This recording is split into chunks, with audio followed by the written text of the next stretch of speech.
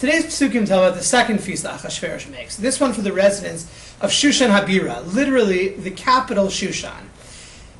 What I'd like to explore today is two approaches to what this appellation Shushan Habira actually refers to. The first approach is found in the Ibn Ezra in this week's psukim, who suggests that throughout the Megillah, two terms are used to describe the locale of Shushan. Sometimes, as in our pasuk today, we find Shushan Habira, Shushan the capital, and other places we find the term Ha'ir Shushan, the city of Shushan.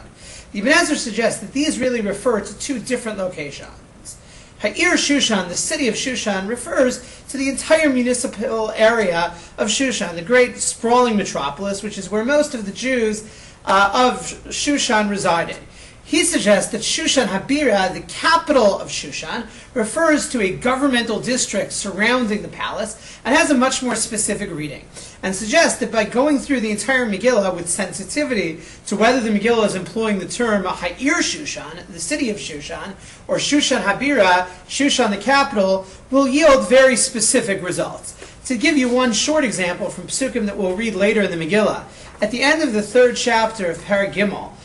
we are told that when Achashverosh and Haman issue their decree of genocide against the Jews, it says, Hadas nitna b'Shushan Habira, the law was given out in the city of Shushan, in the capital of Shushan. Then it says, V'hamelech v'Haman yashvu l'shtos, the king and Haman sat to drink, V'ha'ir Shushan navocha, and the city of Shushan was thrown into confusion. So the question is, what does it mean that the law was given in the capital of Shushan, whereas the city of Shushan was confused? So Ibn Ezra would explain that these really refers to two different areas, that within the municipal center was where the law was promulgated, and in the outlying areas of the city there were rumors and confusion, but the actual law was only known on that original date within the capital district of Shushan. And again, this foundational explanation of the Ibn Ezra is very helpful to understanding the setting of the Megillah as a whole. An alternative possibility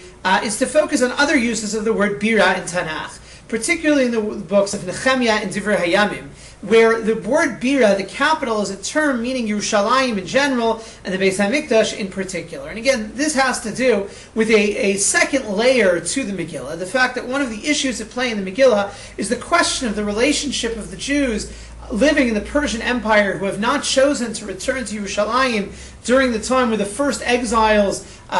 go back to start resettling, that they live in a very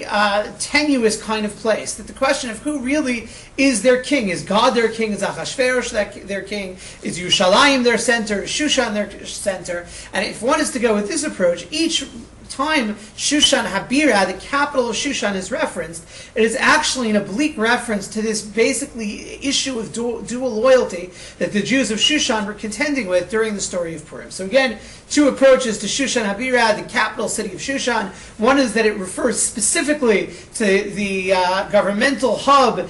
the palatial center of the city, as opposed to the rest of the sprawling metropolis. Or alternatively, that Shushan Habira, the capital of Shushan, is a play on the Bira, the capital of the Jewish people, Yerushalayim, and the question of which one really was the real heart and soul of the Persian Empire as far as the Jews of Shushan were concerned.